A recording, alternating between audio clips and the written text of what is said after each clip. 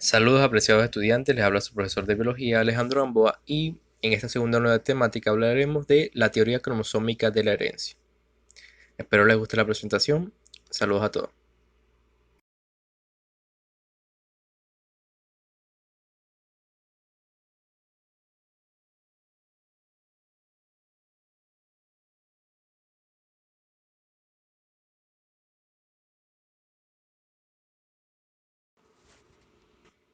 Como pueden observar, dentro de las preguntas claves que tenemos en esta presentación se encuentra la siguiente: ¿qué es la teoría cromosómica de la herencia? ¿Qué son los cromosomas sexuales? ¿Qué es el ligamiento? ¿Y qué es un gen?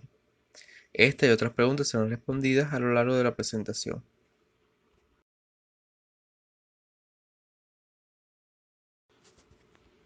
Ok, como pueden observar, primero que nada vamos a hablar de la mosca de la fruta Drosophila melanogaster.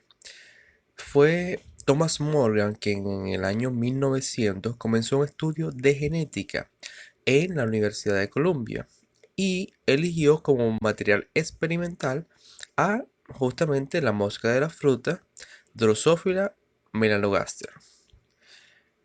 Drosófila significa amante del rocío y se alimenta de las levaduras que fermentan las frutas en descomposición.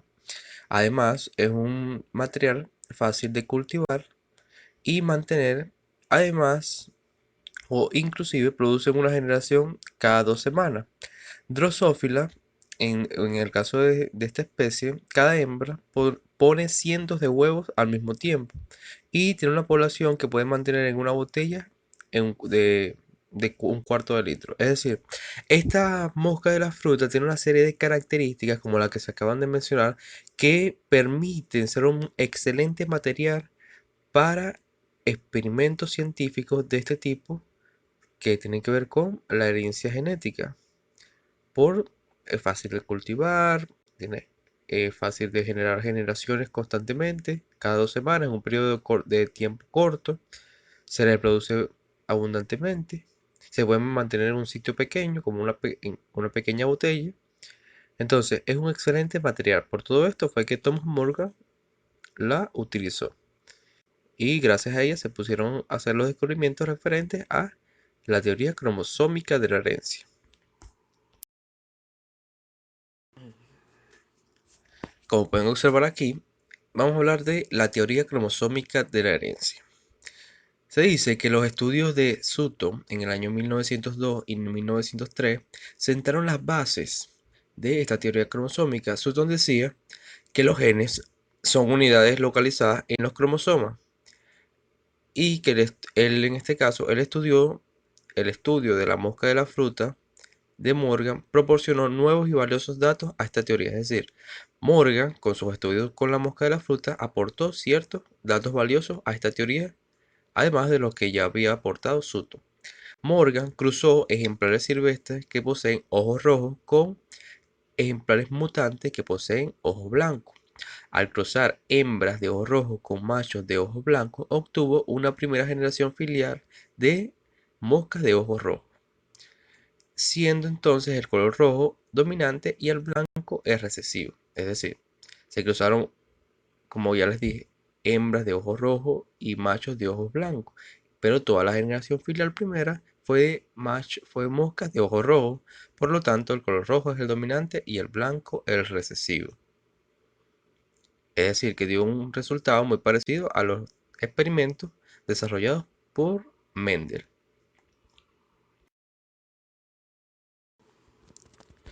Continuamos con la teoría cromosómica y seguimos hablando de Morgan. Bueno, él realizó un cruce entre machos y hembras de la primera generación filial, recuerden que eran de ojos rojos, y obtuvo una segunda generación filial con 3 cuartos de las moscas que tenían ojos rojos y un cuarto de ellas, es decir, una de las moscas, ojos blancos. Tres eran de ojos rojos y una sola era de ojos blancos. Observó que todas las moscas de ojos blancos eran machos.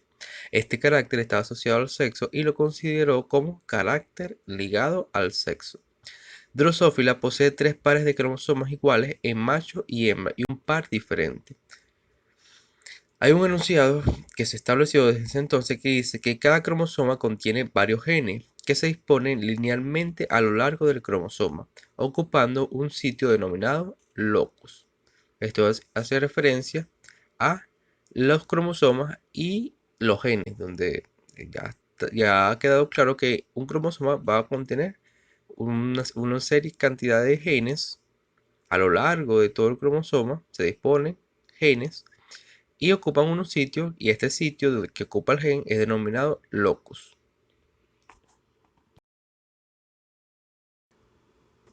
Ahora tenemos aquí como título cromosomas sexuales. Estos determinan el sexo.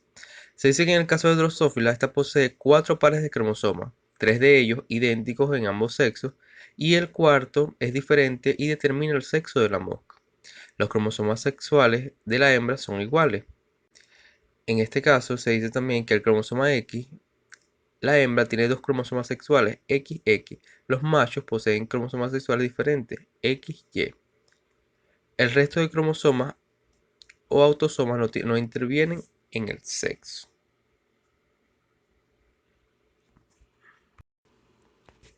Como pueden observar, seguimos hablando de los cromosomas sexuales. Se dice que el sexo de la descendencia viene determinado por el hecho de que los gametos de la hembra que llevan el cromosoma X son fecundados por un gameto masculino que puede ser un cromosoma X o un cromosoma Y. Hay la misma posibilidad de que un descendiente sea macho o hembra. Entonces, como pueden observar, va a depender de qué gameto, o sea, qué cromosoma esté en el gameto masculino, si ya sea X o Y, para determinar el sexo. Aunque la proporción de nacimientos masculinos y femeninos en el hombre es de 106 a 100. Hay solo una pequeña variación entre hombres y mujeres. Y se dice que esta pequeña variación inclusive tiene relación con el peso de uno de los cromosomas. Pero como pueden observar, va a depender del gameto masculino, qué cromosoma posee, y ese es el que va a determinar el sexo.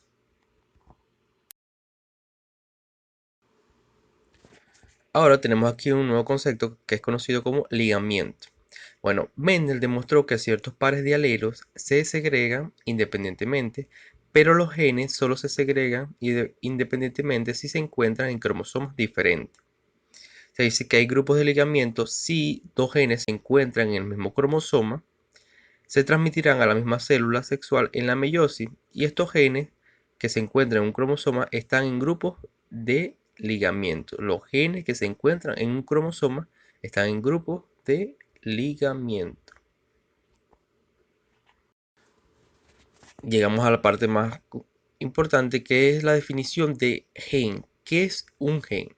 Bueno, Mendel no usó este término, sino que habló de caracteres y sus factores o elementos en las células germinativas en 1911, cuando fueron llamados genes. En este caso, el que utilizó por primera vez el término genes fue Wilhelm Johansen. Se pensó que eran pequeñas partículas dispuestas en una secuencia lineal sobre los cromosomas. A pesar de que se define como la unidad de recombinación, también se ha considerado como la unidad de mutación, pero actualmente hay una gran variedad de definiciones que se pueden utilizar. Es decir, el gen o la palabra gen tiene ciertas definiciones. Puede ser conocida como la unidad de recombinación, una unidad de mutación. ¿Por qué? ¿Por qué se le llama unidad de mutación? Bueno, porque es la partícula más pequeña que si cambia puede generar una mutación. Asimismo, es una unidad de recombinación porque es la partícula más pequeña que está asociada a la recombinación.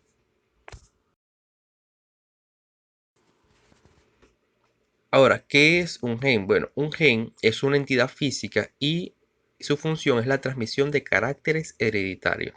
Actualmente parece claro que las unidades de recombinación, mutación y función no son idénticas, pero se establecen entonces 3 unidades, que son el recon, unidad de recombinación, el mutón, unidad de mutación, y el cistrón. Lo problemático de este concepto es que a veces un gen podría ser un recon, un mutón o un cistrón, es decir, que el gen está asociado a estos 3 conceptos. Lo que se considera más válido actualmente es la teoría un gen, una enzima, es decir, que el gen está relacionado más con una unidad de funcionamiento, con un cistrón, porque las enzimas están relacionados con una actividad metabólica específica, en este caso. Pero nos quedamos con la certeza de que un gen es una entidad física que está relacionada íntimamente con la transmisión de caracteres hereditarios.